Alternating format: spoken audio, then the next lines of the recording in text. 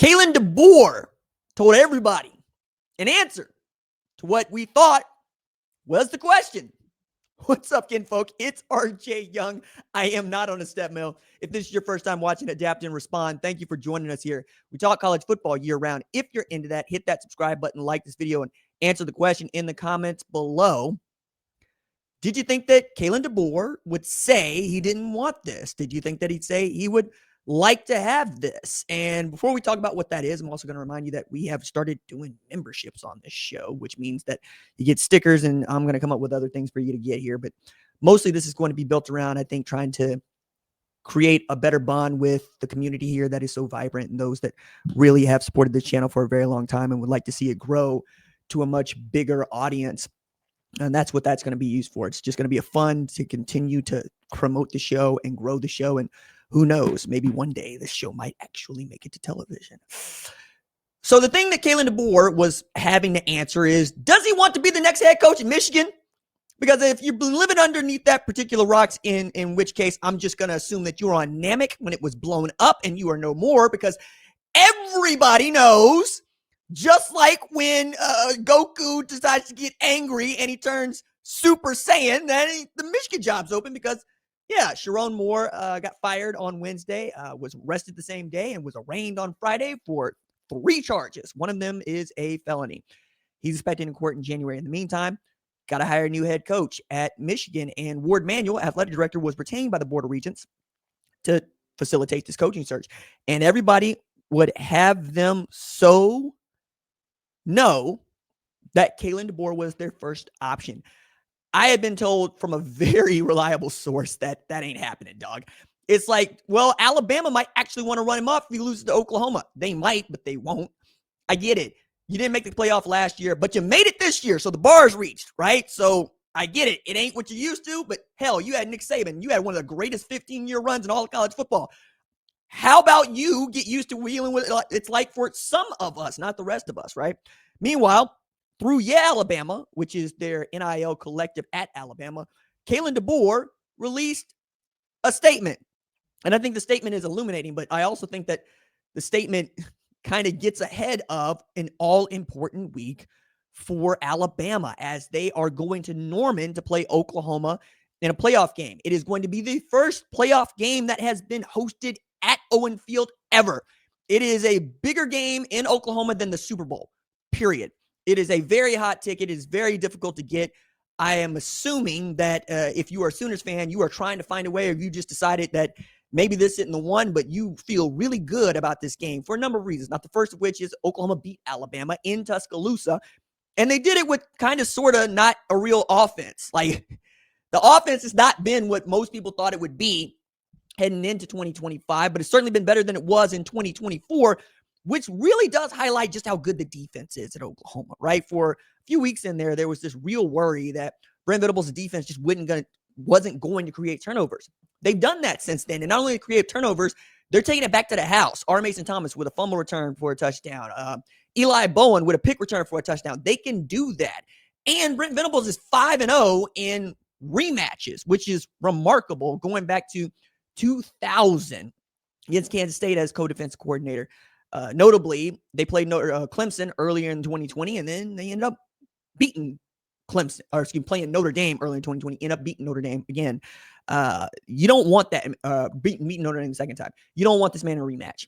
He chews film, he watches it, he has his players ready to go, and they have Alabama more or less dialed up, especially if Alabama ain't got no run game, which, doesn't make them much different from Oklahoma, if we're being honest right now. It's really going to be, I think, which defense plays better, because Ty Simpson is probably going to get his yards, but it's going to be on his arm and Jeremy Bernard's hands and Ryan Williams' hands, and then maybe a little bit of Daniel Hill, maybe a little bit of Jam Miller. If they can get a great rushing performance against Oklahoma, Alabama wins the game going away. I just don't think that's going to happen. That front seven for Brent Venables has been outstanding, and he has been coming after people, given every opportunity. This is a game that Oklahoma ought to feel really, really good about. And one of the reasons was that those two that I just gave you, but also that Kalen DeBoer is also kind of getting heat from underneath him. I mean, Damian Harris comes out and said he's coaching for his job. And I'm like, yo, dog, I know that you into the analyst game now, you into the punditry game now, but hey, that's a little thick. And he's going, that's not the tradition of Alabama. Yes, hell it is. Like, y'all were good when Saban Y'all not been good after Saban. All right? It goes, Gene Stallings had you for a moment, but everybody else has basically been Bear Bryant or Saban. I get it. You play for the man, and you came up watching Bama. We all came up watching Bama, but Nick Saban is the greatest college football coach of all time. And not only you win national championships at Alabama, you won with LSU. All right? Like, show me somebody else that's done the same damn thing. Okay? Like pump the brakes on firing Kalen DeBoer because he loses the college football playoff game after making the SEC championship game, going into Sanford, getting the first win against Georgia in 6 years. By the way, ain't something that Nick Saban had done since 2019. All right? Like, come on now.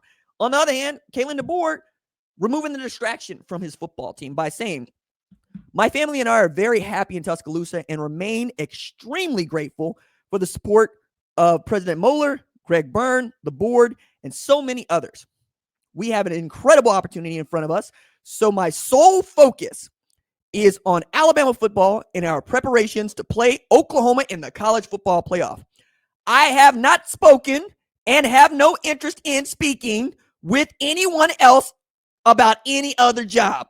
I am fully committed to this program and look forward to continuing as the head football coach at the University of Alabama. If that ain't Jimmy Sexton saying, I got an extension lined up, I don't know what is. Like, that's what it is, dog. Like, everybody is getting extended or getting a pay grade after this year where everybody decided to start firing people starting in September. And by November 1st, we had 9 FBS opens in the Power 4, dog. Like, we was rolling through them right there. I mean, and then at a time when the cycle basically has come to a close, Michigan loses his head coach, which is why many Michigan fans have been like, if you knew this was going on with Sharon Moore, if you even had an inkling about this, why not get to the bottom of it well before the cycle ends? So we might get a shot at Matt Campbell. So we might get a shot at Eric Morris or Alex Galesh or John Summerall or Lane Kiffin. Insert the guy you want here.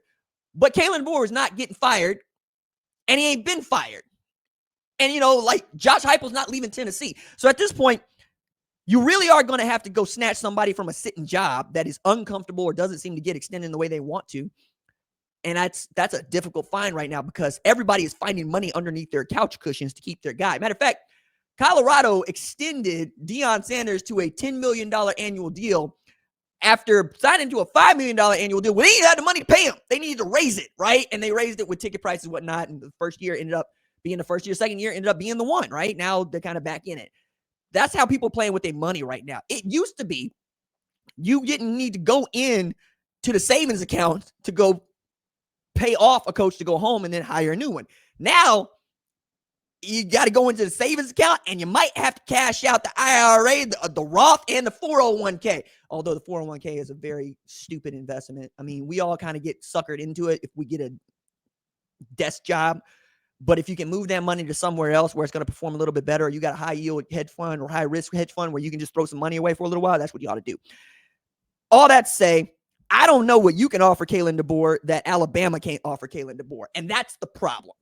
You don't have a more desirable situation. And that's before we start talking about Michigan and its scandal with Sharon Moore, its scandal with Connor Stallions, its scandal with Matt Weiss, its scandal with Jim Harbaugh. That's before. Now, if you're a Michigan fan, again, this is not me dunking. Like, that's not what this is. It is me laying it out. I get it. You number one in hockey. And you got a top 6 women's basketball team and a top 6 men's basketball team. But we're talking about football. And you understand that football is just straw stirring the drink. And yes, you got more applications coming in than you had in years. I think a lot of that's tied to winning the national championship 2023. So you would like to go get a coach you know is capable of getting back to that place and keeping you consistently in that place as you watch Ohio State on the come up 2024, now looking like they're going to get back to the national championship game, maybe play Indiana again and perhaps win that thing. And that's who you're keeping score with in the Big Ten.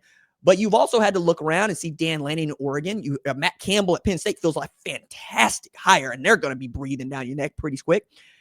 I mean, now you got to go looking at Dabo Swinney and see how comfortable are you at Clemson, right? How badly do you want to stay there? And you have to ask those questions at Texas, Steve Sarkisian. I mean, Brent Venables' name never comes up for this sort of stuff, but Brent Venables doesn't fit at Michigan in the way that he fits at Oklahoma. It's just natural. USC at Lincoln Riley, I don't think he's leaving because he's got a point to prove at USC. He needs to prove to everybody he can do what he said he was going to do over there. And I think that's more important to him than any money you're going to offer. He's making $11 million, or any change you're going to offer to the kind of way he can recruit. You're going to have to strike gold in a place where nobody's expecting you to strike gold and for no one expecting you to look there. That's going to be a really difficult ask now that Kalen DeBoer is off the board.